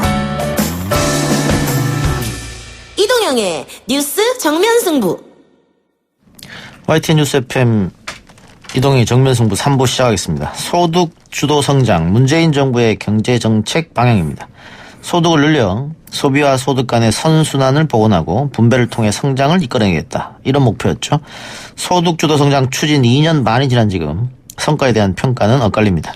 청와대는 결실을 보이고 있다라고 설명을 합니다만 세금 주도 성장 아니냐라는 비판도 따라오고 있죠. 왜 소득주도 성장인지 소득주도 성장 특별위원회 홍장표 위원장으로부터 직접 들어보겠습니다. 어서 오십시오. 예, 반갑습니다. 홍장표입니다. 예, 문재인 정부에서 초대 경제수석 지냈고 지금 소득주도 성장 특별위원회로 자리를 옮겼는데 1년 정도 됐습니까? 1년하고 한 4개월 정도 됐습니다. 예. 그동안 소득주도 성장에 대해서 여러 가지 논란도 있었고 안팎으로 비난도 없지 않아 있었습니다. 초기에 소득주도 성장이 성과를 내려면 시간이 좀 필요하지 않겠느냐 이런 얘기를 당청이 많이 했었거든요. 예, 그렇습니다. 지금 문재인 정권 출범하고 2년 반이 지났는데 어떻게 자평 한번 해보시죠. 예, 뭐 국민들의 기대에 부합해서 이 국민이 사실 이 일종의 국민의 기대 수준이 굉장히 높았습니다. 그 기대 수준에 도달했다 그렇게 평가할 수는 없고요. 예. 이런 어려운 가운데서도 일정한 나름의 성과는 조금씩 나타나고 있다. 뭐 그렇게 평가하고 싶습니다. 최근에 통계청 자료를 보니까 그 소득이 조금 늘었다. 특히 하위 계층에서. 예, 그렇습니다. 예. 그런 거 말씀하시는 겁니까? 예, 그런 것도 있고요. 예, 소득이 좀 넣은 것도 있고 특히 최하위 계층의 소득은 굉장히 어렵습니다. 그동안 쭉 최하위 계층은 소득이 감소해왔거든요. 예, 그런 것들이 지난 2, 4분기에 이어 3, 4분기 이거 두 분기 사이에 너는 그런 모습들을 보였고요. 그다음에 그동안 쭉 확대되던 소득 격차 이런 것들이 이번 3분기에 들어서 줄어드는 이런 모습들이 긍정적인 그런 성과라고 볼 수 있습니다. 그런데 자영업자 소득들은 좀 줄었단 말이죠. 원래 소득주도 성장이라는 것이 국민들 주머니가 이제 배불러지면 그럼 자영업자들한테도 당연히 그 소득이 가니까 소비를 통해서 그래서 경제 선순환 뭐 이런 거였는데 어떻게 지금 자영업자 소득은 왜 계속 줄까요? 저희들 소득주도 성장 특위 입장에서는 사실 아픈 부분이 되겠습니다. 원래 우리 정부에서 추진하고 있는 것이 임금주도 성장이 아닙니다. 그와 더불어서 임금뿐만 아니라 자영업자의 소득까지 포함한 그와 같은 가계 소득을 늘리겠다라는 게 핵심 포인트라고 말씀드릴 수 있고요. 이번 3, 4분기에 나온 결과들을 보면서 저희들이 심도 깊게 이제 분석을 하고 있습니다. 대체로 왜 이런 결과가 나왔느냐. 그냥 한마디로 말씀드린다라면은 풀린 돈들이 제대로 돌고 있지 않다. 특히 자영업 곳곳 아래 골목 상권까지 들어가는 이런 부분들이 굉장히 많이 줄었다. 이런 부분들이 가장 눈에 띄는 부분이 되겠습니다. 소득은 늘었는데 소비는 그만큼 늘지 않았다 이렇게 봐도 되는 겁니까? 예, 그런 면이 하나 있고요. 특히 경제적인 요인으로서는 가계의 소득이 늘었는데 아무래도 앞으로 경기가 어떻게 될 것인가에 대한 일종의 좀 불안감이 있지 않겠습니까? 그러다 보니까 지갑을 제대로 열리지 않았다라는 측면 하나가 분명히 있고요. 또 하나가 이제 좀 구조적인 측면들 이미 잘 아시다시피 우리 자영업 부분은 뭐 과당 경쟁이라는 얘기 오래전부터 이야기 나왔지 않겠습니까? 그런 부분이 있고요. 그리고 최근 특히 몇 년 사이에 급속하게 진행되는 우리 소비 패턴에 명확한 변화. 온라인이 급성장하는 거. 그 방향으로 해서 온라인 쪽으로 돈들이 흘러들어가고 오프라인 쪽에는 제대로 안 가고 있는 거. 이런 것들이 지금 통계상으로도 명확하게 보이고 있습니다. 그 구조적 문제는 당연히 이제 극복을 해야 되는 겁니다만 이것도 단기간에 해결할 수 있는 문제가 아니니까요. 예, 그렇습니다. 단기간에 해결할 수 있는 문제는 아니고요. 일단 이 상태가 된다라면은 지금 근로소득 쪽은 상당히 괜찮은 변화니까 자영업 소득을 정직시키는데 아마 정책적 역량을 최대한 집중시켜야 될 것이다. 그렇게 보고 있습니다. 소득주도 성장이라는 말을 처음에 언론을 통해서 나왔을 때부터 보수 언론 또 야당은 전 세계 어디에도 없는 경제학 이론이다. 지금도 그렇게 공격하고 있는데. 그거 보는 부분에 대해서는 사실이 아닙니다. 실제로 뭐 소득주도 성장이라는 게 뭐 경제학 교과서나 사전에 없다 그러는데 제가 경제학을 40년 공부했는데 교과서에 분명히 들어가 있습니다. 소득주도 성장의 핵심적인 내용이 뭐냐? 그럼 가계소득을 늘려서 성장의 보탬이 되겠다라는 거 아니겠습니까? 그러면은 가계소득이 늘게 되면은 소비가 늘어나서 그 결과 시장이 늘어나서 결국 기업 투자가 활성화된다. 이거는 교과서에 바로 나오는 그런 부분이 되겠습니다. 그러니까 다른 나라도 이런 정책을 쓰는 곳이 많은데 다만 이름이 소득주도 성장 그런 이름은 아니다 이런 말씀이죠. 그렇죠. 외국의 경우에는 그러니까 소득주도 성장이라는 이름 이외에 특히 OECD나 IMF 같은 경우에는 포용 성장이라고 부르고 있고요. ILO 국제기구에서는 임금주도 성장을 권장하고 있고요. 또 이웃 중국 같은 경우에는 이름 자체가 좀 다릅니다. 성장 전략의 전환 이렇게 이름을 부르고 있습니다. 그렇지만 주요 핵심 내용은 경제의 불균형을 어떻게 해소할 것인가. 이게 성장에 도움이 된다라는 부분에 대해서는 일종의 국제적인 컨센서스가 있다. 그렇게 볼 수 있습니다. 세금 주도 성장 아니냐 이런 비판도 있던데 그러니까 일자리 늘리고 하는 것도 세금 걷어가지고 공공고용 창출하고 단기간에 늘리는 그런 것 아니냐 이런 비판이에요. 세금 주도 성장이란 말 자체는 좀 과한 편이고요. 당연히 세금도 써야죠. 세금도 쓰는 부분이 있고요. 그 부분은 이제 우리가 실제로 저소득층이나 그다음에 고령층에 대한 지원 같은 경우는 세금을 쓰게 됩니다. 이제 그와 더불어서 시장에서 임금이나 사업 소득 이런 게 대단히 중요하지 않겠습니까? 그런 부분에 관해서는 정부가 일종의 관련되는 제도 개혁이나 그 다음에 실제로 관련되는 이제 필요한 부분에 대해서 적시로 시드머니를 제공해 줌으로써 예. 경제를 활성화시키는 예. 것. 그렇게 해서 소득을 늘리는 것. 이런 것들을 사실 중요한 부분으로 예. 삼고 있습니다. 뭐 IMF도 그렇고 한국은 돈을 더 풀어야 한다, 더 많이 써야 된다 이런 공고를 지금 계속 하고 있기는 합니다만은 야당에서 주장하는 것은 그 국가가 주도하는 게 아니고 민간이 투자 같은 걸 많이 해야 되는데. 예, 그렇습니다. 예. 민간 투자는 어떻게 끌어들일 것이냐. 예. 그러니까 민간의 투자를 활성화시키는 굉장히 중요한 지금 현 정부의 정책 과제라고 이야기할 수 있고요. 예. 민간의 투자를 이제 활성화시키는 것들은 일단 그렇습니다. 지금 상황에서는 수출이 굉장히 부진하지 않습니까? 예. 이것 때문에 우리 기업들의 투자가 대단히 위축되어 있습니다. 이런 상황에서 기업이 투자를 한다라고 생각하면은 어떻게 하면은 앞으로 시장이 열릴 것인가? 에 대한 전망이 있어야 될 겁니다. 예. 그런 시장이 열릴 것인가에 대한 전망을 만들어주기 위해서는 일종의 기업의 경영 환경이라는 것들을 바꿔줘야 되고 또 필요하면은 정부가 필요한 경우에 돈을 써서 시장을 형성해 줘야 되는 예. 이런 과제를 맡고 있는 거고요. 그렇다 보니까 실질로 성장은 기업이 주도를 하고 있습니다만은 정부는 기업이 성장할 수 있는 밑바탕 그리고 제도를 바꿔주는 거 이런 것들이 주안을 두고 있습니다. 거기에 규제 완화 이런 것도 포함이 되겠죠? 당연히 포함이 되고 있습니다. 규제 완화도 포함이 되고 있고요. 그다음에 가계소득 늘리기도 당연히 포함이 되어 있습니다. 예. 가계소득을 늘려줘야지 그만큼 시장이 열리기 때문에. 예. 문재인 대통령이 공약했던 최저임금 인상 10,000원 결국은 안 됐습니다. 지금 사실은 대통령께서 두 예. 차례에 걸쳐서 예. 원래의 약속을 지키지 못해서 예. 국민께 죄송하다는 말씀을 예. 드렸습니다. 속도 조절론이 많이 나오면서 결국은 후퇴한 게 아니냐. 그러면서 문재인 정부가 들어서면 뭐 재벌 개혁 같은 거 할 것 같았는데 경기가 안 좋다는 말 듣다 보니까 재벌 개혁은 아니고 오히려 재벌을 조금 도와주는 정책으로 변환한 거 아니냐. 뭐 관료들한테 손드는 거 아니냐. 이런 비판은 또 진보 쪽에서 나오고 있는 것 같아요.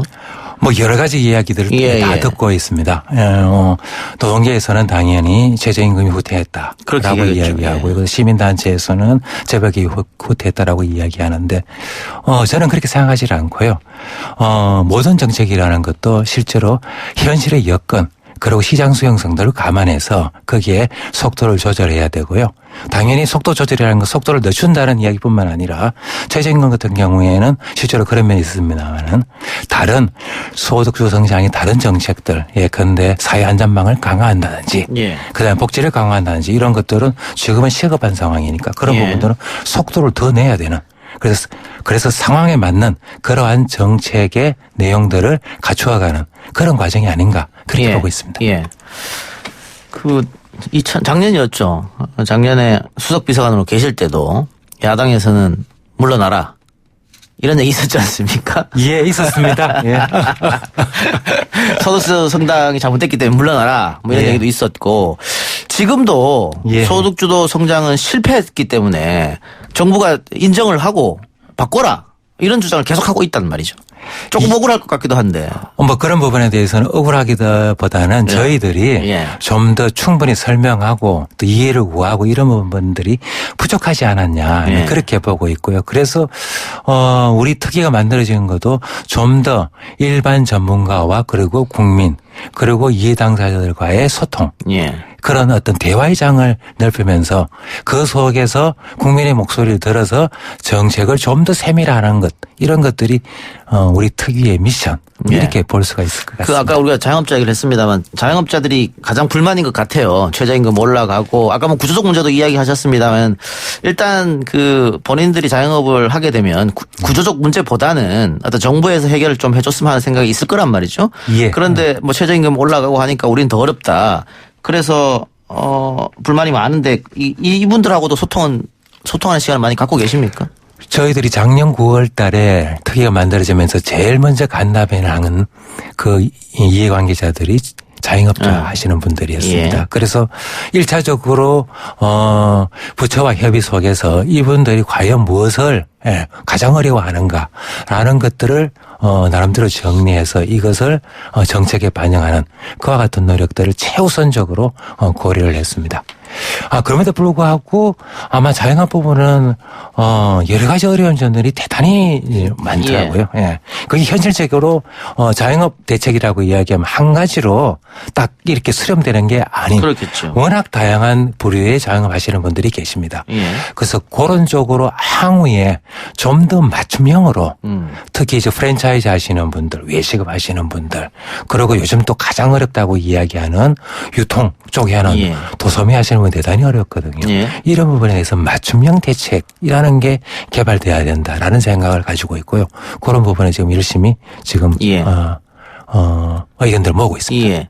그러니까 자영업자가 우리가 너무 많은 구조인데 OECD 중에서도 많지 않습니까? 예. 그런데 OECD 중에 국가 중에 자영업이 많았던 국가들 그리스나 멕시코나 결국 나중에 다 어려워졌거든요. 예.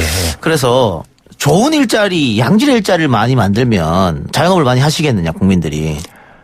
그렇잖아요. 그렇지는 않죠. 예. 네. 실제로 우리 한국 같은 경우에도 이 자영업 비중이라는 게 지금 취업자 25% 이렇게 나오거든요. 예. 대단히 높은 비중인데 조금씩 좀 줄어들고 있습니다. 그게 이제 좀 더 좋은 일자리를 만들어내서 예. 그쪽으로 이제 가시는 분들이 있고. 그래서 중소기업과 대기업 간의 임금 격차도 좀 줄이고 이런 여러 가지 일들이 필요할 것 같아서 제가 한번 여쭤봤어요. 예. 그래서 실제로 좋은 일자리를 만들기 위해서는 갑자기 하늘에서 새로운 일자리가 떨어지는 건 아니지 않습니까? 그건 아니겠죠. 예. 그래서 지금까지 조금 안 좋은 일자리들을 좀 더 질이 좋은 일자리로 바꿔 나가는 예. 금방 말씀하신 대로 가장 큰 문제 중에 하나가 대기업과 중소기업 사이의 임금 격차가 너무 크지 않습니까? 예.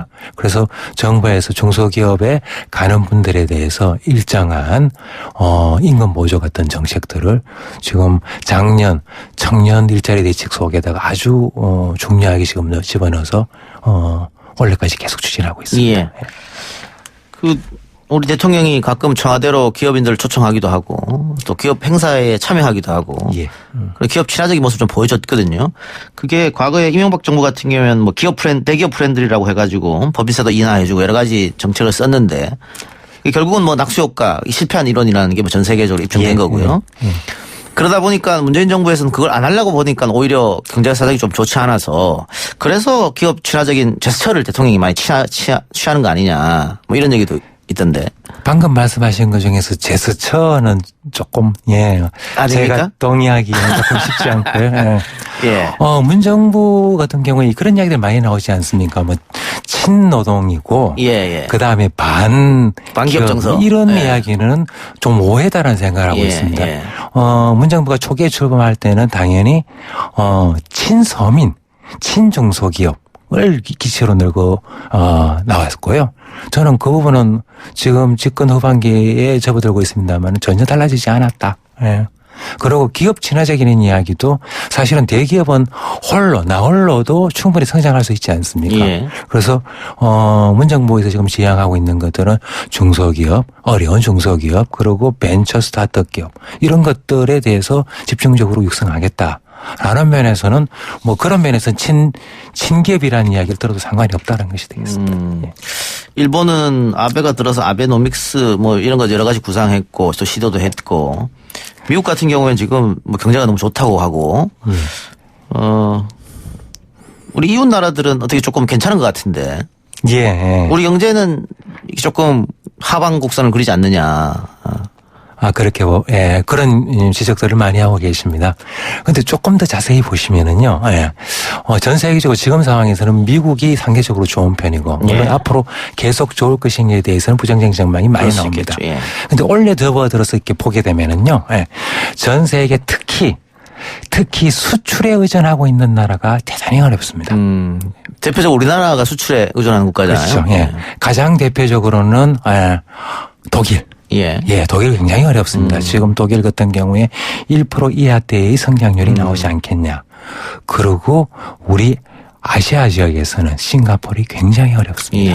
그리고 지금 여러 가지 정치적인 문제로 어려운 홍콩 같은 나라들 이런 나라들이 전형적으로 수출에 의존하는 나라라고 보면 되겠고요.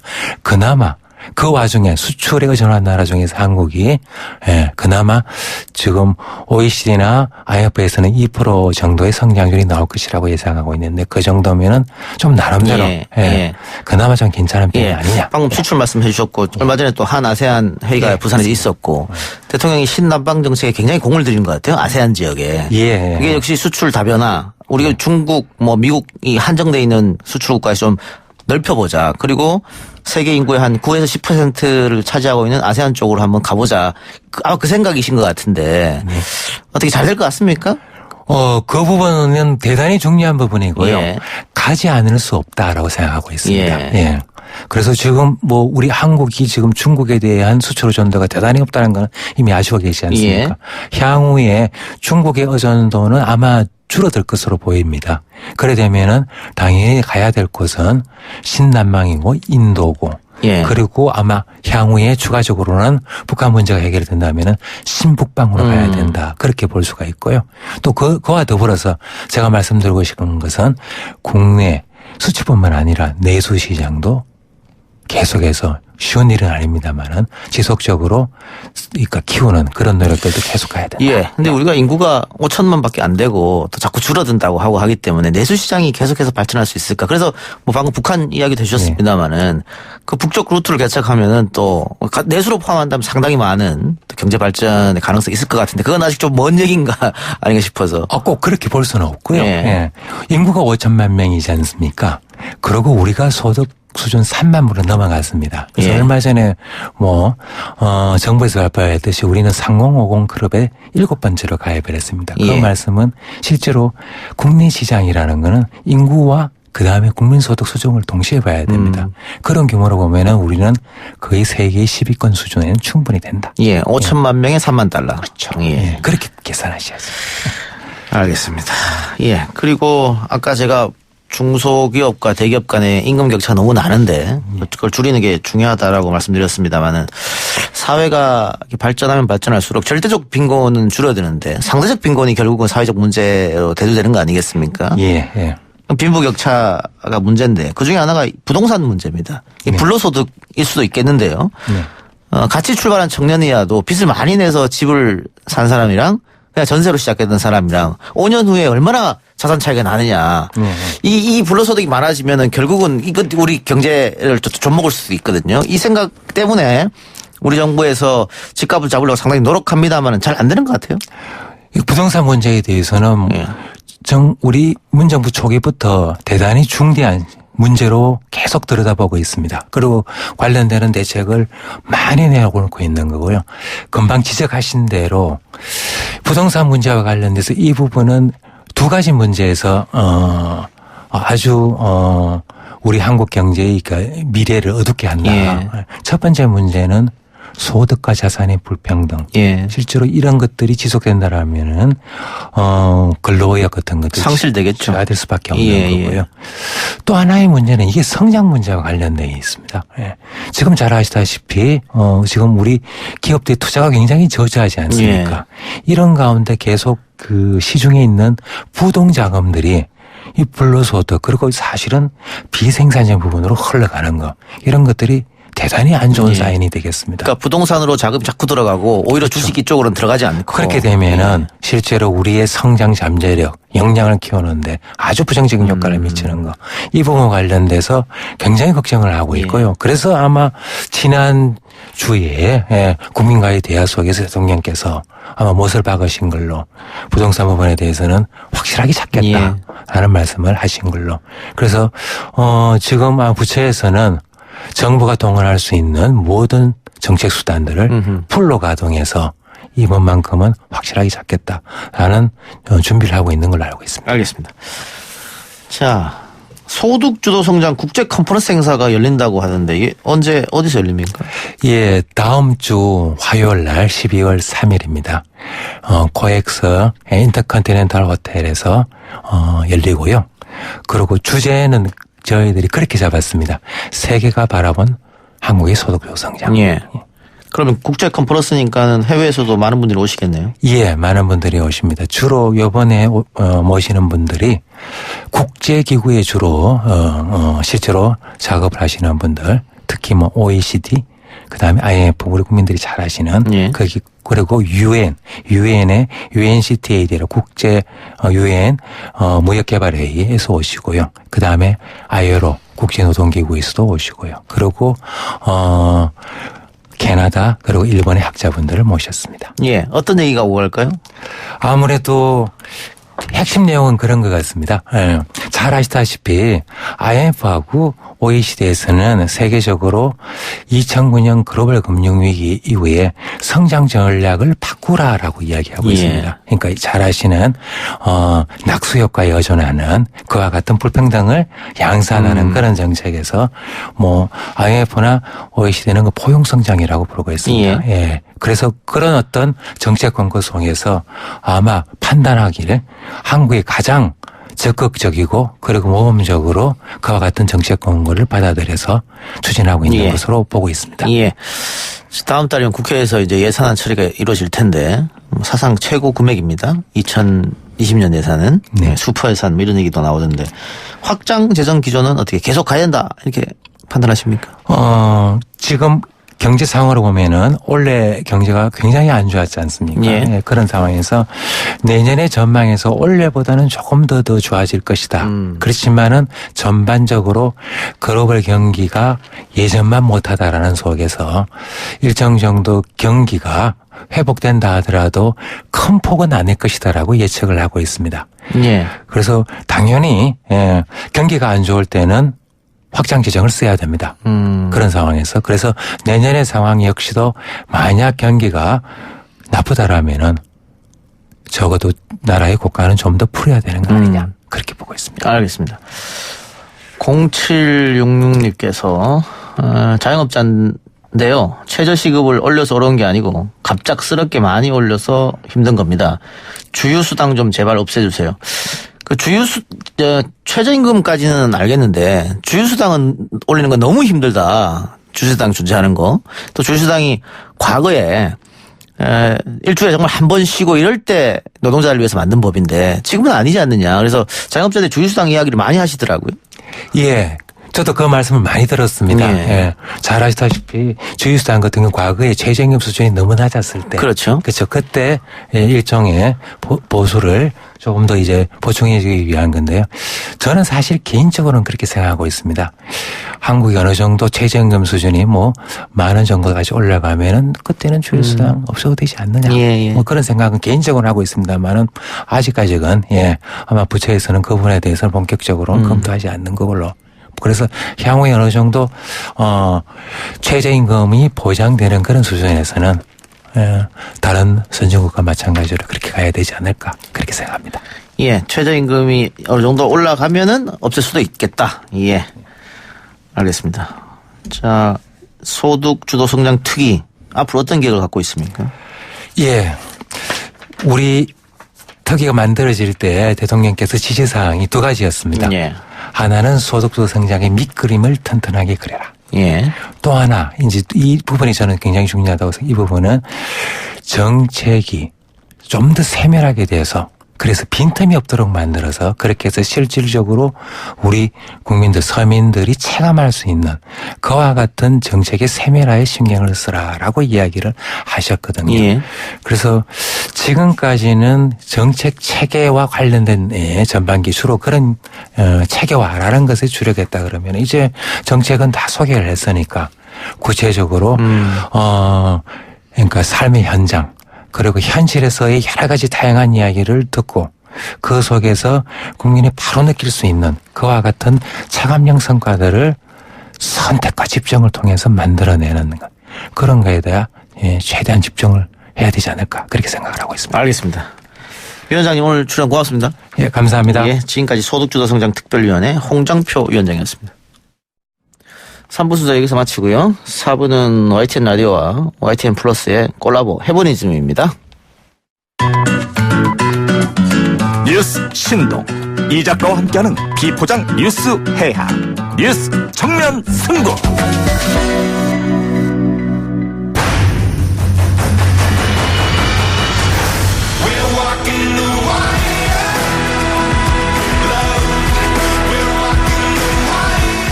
YTN의 두 명품 브랜드가 만났습니다. YTN 라디오와 YTN 플러스의 전격 콜라보 프로젝트 해보니즘. 오늘 함께할 분은 YTN 플러스의 문지영 기자입니다. 어서 오십시오. 네, 안녕하세요.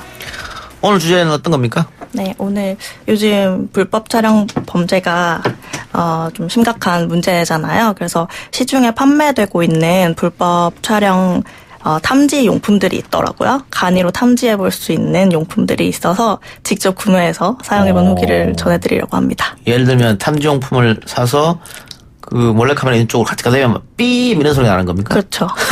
그래요? 네. 대단하군요. 이 주제를 선택한 이유는 뭐죠? 뭐 솔직히 여성분들이라면은 예. 뭐 많이 공감하실 것 같은데 불법 촬영 범죄에 노출될 수 있다는 그런 불안감은 누구나 갖고 있을 것 같고요. 그렇겠죠. 네, 그래서 뭐 실제로 화장실을 가거나 뭐 피팅룸을 가거나 탈의실을 가거나 할 때마다 좀 불안해서 과연 이렇게 시중에 판매되고 있는 제품들이 좀 효과적인지 직접 테스트를 해보고 싶어서 구매를 해봤습니다. 네. 예. 뭐 고장률이라든가 아니면 네. 아예 탐지를 못한다든가 그럴 수도 있으니까. 그렇죠. 네. 한번.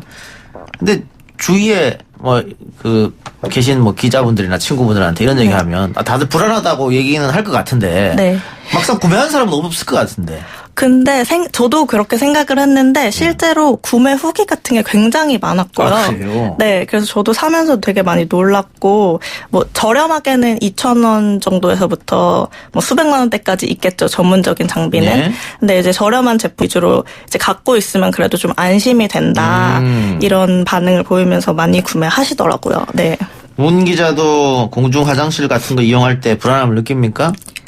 안 느낀다 하면 거짓말이겠죠. 제가 실제로 이거 취재를 하면서 이제 홍대 입구역을 가봤는데 지하철역에 있는 화장실을 가보고 또 우리 홍대 놀이터라고 하는 그 홍익문화공원이라는 예. 공공 화장실을 가봤는데 화장실 한 칸마다 구멍이 굉장히 많아요. 근데 그게 사실 뭐 필요에 의해서 못이 박혔던 거겠죠. 피스 같은 거? 네, 예. 뭐 그래야지 합리적인 거고요. 근데 실제로 거기에 여성분들이 많이 뭐 휴지 같은 거 이렇게 막아놨더라고요. 구멍을. 불안하니까. 네, 불안하니까. 그래서 사실 솔직히 저도 막 사용하는 게 조금 꺼려지긴 하더라고요. 네.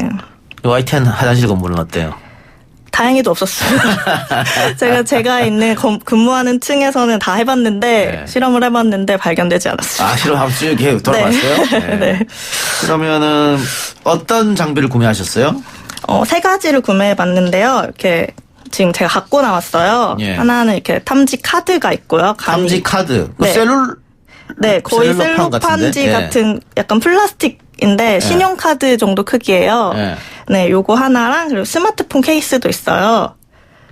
아, 스마트폰 네, 케이스에? 제 휴대폰에 직접 끼우고 나왔는데 스마트폰 케이스도 있고 그리고 전파 탐지기도 사용을 해봤습니다. 잠깐만요. 네. 일단 카드 모양의 셀로판 같은 거 그걸 어떻게 탐지한다는 거예요? 네, 간이 탐지 용품이라고 이해를 해주시면 될 것 같은데 예. 사실 제가 지금 보여드리면 좀 좋을 것 같아서 이렇게 스마트폰이 있으면은 카드를 후방 카메라에 이렇게 대는 거예요. 예.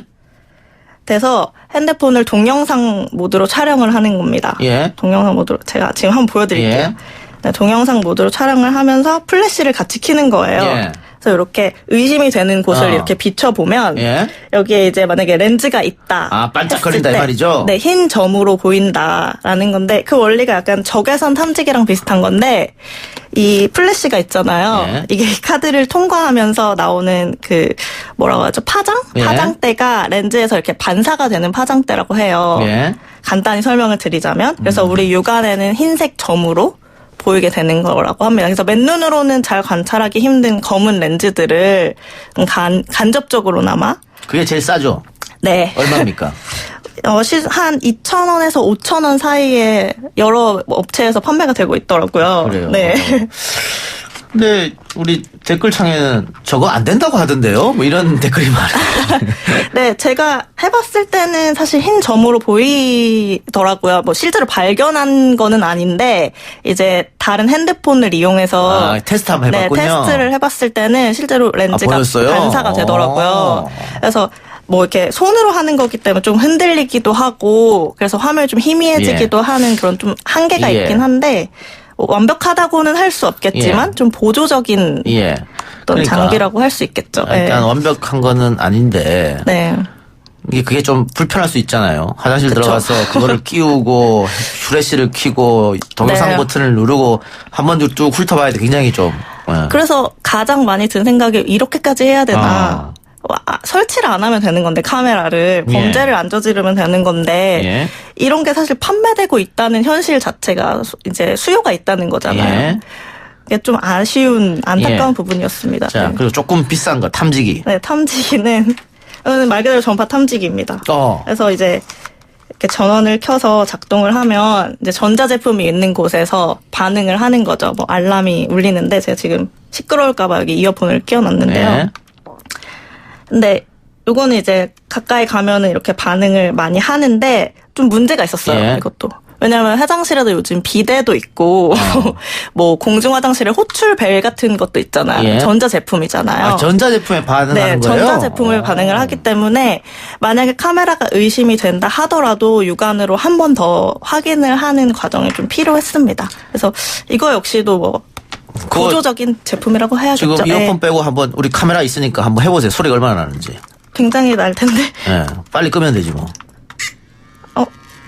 많이 안 나네요. 그렇게 소리가 납니까? 그러니까 제가 진동으로 했고 소리는 이렇게 나는 겁니다. 그렇게. 네. 그런데 비데도 있고 뭐 요즘 그러니까는. 지금 여기도 전자장비들이 있기 때문에 소리가 나는 것 같습니다. 실용성 면에서는 조금 그래도 힘든 것 같네요.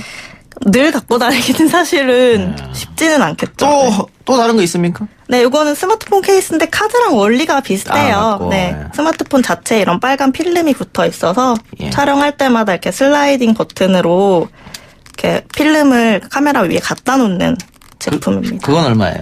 이거 한 2만 원 정도 하는데 네. 아쉬운 점이 안드로이드 제품은 아직 없습니다. 아이폰만 가능하다? 그 탐지기는 얼마였습니까? 탐지기도 소비자 가격이 25,000원이었습니다. 그렇게 비싸진 않네요. 네, 근데 비싼 거는 또 비싼데 이런 제품들도 나름 KC 인증을 받고 판매되고 있더라고요. 네. 근데 문 기자 이야기한 것처럼 그런 걸 들고 다녀야 하는 상황 자체가 사실은 굉장히 자괴감 느낄 수도 있겠네요. 왜 이렇게까지 해야 되나. 그러니까 어떤 분들은 뭐 너무 예민하다는 분들도 사실은 댓글에도 계셨고요. 그렇긴 한데 뭐 불안한 게 현실이니까요.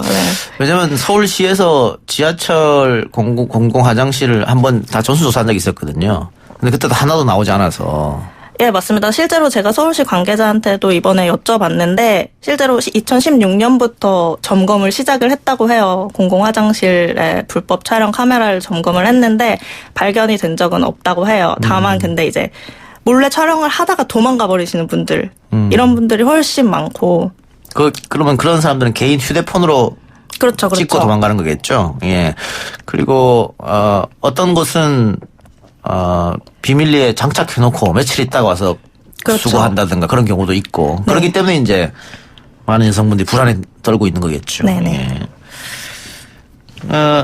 이번에 며칠 정도 탐문했어요, 이거 들고? 제가 탐문한 거는 3일 정도였고요. 근데 다행히도 발견이 되진 않았어요. 그러면 홍대 지하철. 또 홍대 근처에 있는 상가. 그다음에 YTN 사옥. 제가 전셋집도 해봤고요. 전셋집. 그래. 나온 거는 없었다. 근데 만일 이렇게 해서 카메라를 찾으면 그 후에 어떻게 해야 됩니까? 당연히 경찰에 먼저 신고를 해야 되고요. 뭐 여성가족부에 여성 긴급전화라는 곳이 있어서 그냥 1366번으로 신고를 하셔도 된다고 합니다. 소비자들이 그런 탐지용품을 구매하러 갈 때 유의해야 할 점도 있을 것 같아요. 네, 왜냐하면은 사실은 이게 완전한 제품들은 완전히 탐지를 할 수 있는 제품들은 아니잖아요. 그래서 제가 실제로 전문적으로 이런 탐지를 하는 업체들이 있어요. 불법 촬영 탐지를 하는 업체들에 연락을 해서 물어봤어요. 이게 얼마나 효과가 있는지. 근데 이제 업체 측에서는 사실 이거는 불안감을 호소하는 소비자들에게는 선택권이 확대되는 거기 때문에 긍정적인 면이 있지만 다만 이제 이런 걸 판매하는 업체 측에서 이게 얼만큼 효과가 있는지 어떤 카메라까지 탐지가 가능한지를 정확히 설명을 해줄 필요가 있다는 거죠. 그래서 이런 걸 구매를 하더라도 이게 완벽하지 않다. 이걸로 모든 카메라를 다 내가 찾아낼 수 있다라고 오해는 하지 말아주셨으면 하는 거죠. 그러면은 그 탐지기를 구입하지 않으신 여성분들은 뭐 습관적으로 눈으로라도 한 번씩 이렇게 화장실에서 그렇죠. 둘러보겠네요. 혹시라도 네. 모르니까. 네, 그렇죠. 그렇군요.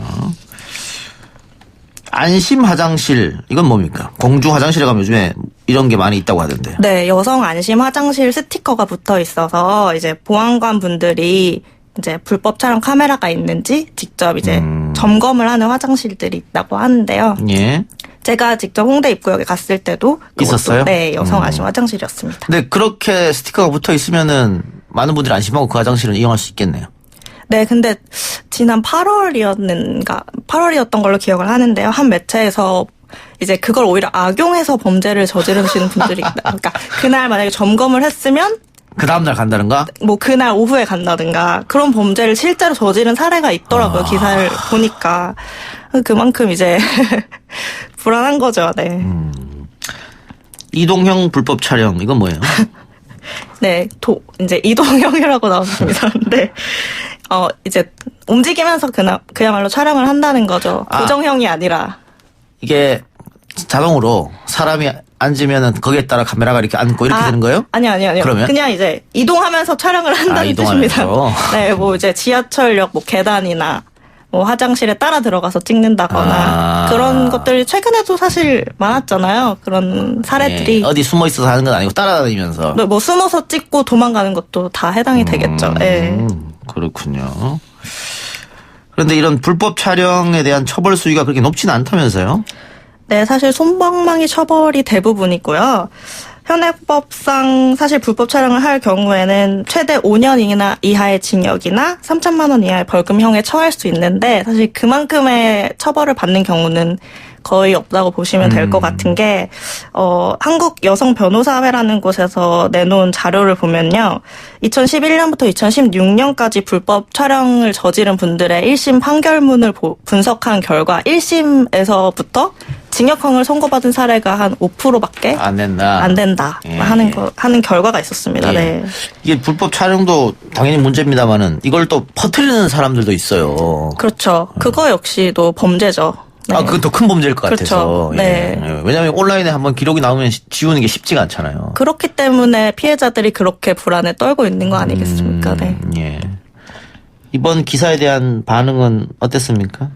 뭐 처벌을 강화해야 한다, 아니면 뭐 이렇게 셀프로 해야 되는 현실이 좀 그렇다 하는 분들도 계셨고요. 예. 아까 말씀드렸다시피 뭐 이렇게까지 하냐, 싫으면 네가 한국을 떠나라, 뭐 이런 댓글도 있었어요. 네. 안타깝네요. 네. 어쨌든 뭐 그런 동영상이 유포되고 있기 때문에 여성들이 불안에 떨고 있는 거니까. 네. 알겠습니다. 이제 처벌 강화해야 한다. 뭐 이 이야기는 국회에서도 나오고 있는 것 같고요. 그렇죠. 네, 많은 분들이 이야기해 주신 것 같으니까 네. 법안이 좀 재정비가 돼야 되지 않나 생각하고. 다음 주 뭐 합니까? 다음 주는 YTN 플러스 이은비 기자가 스마트폰이 아닌 투지폰을 사용해본 후기를 전해드린다고 하니까요. 투지폰. 네. 그래요. 알겠습니다. 기대 부탁드립니다. 여러분 네. 기대하시고요. 자, 그러면은 해보니즘은 여기서 마치도록 하겠습니다. 문재영 기자 수고했습니다. 네, 감사합니다. 오늘 방송 이걸로 마치고요. 저는 내일 이 시간 다시 돌아오겠습니다. 들어주신 여러분 대단히 감사합니다.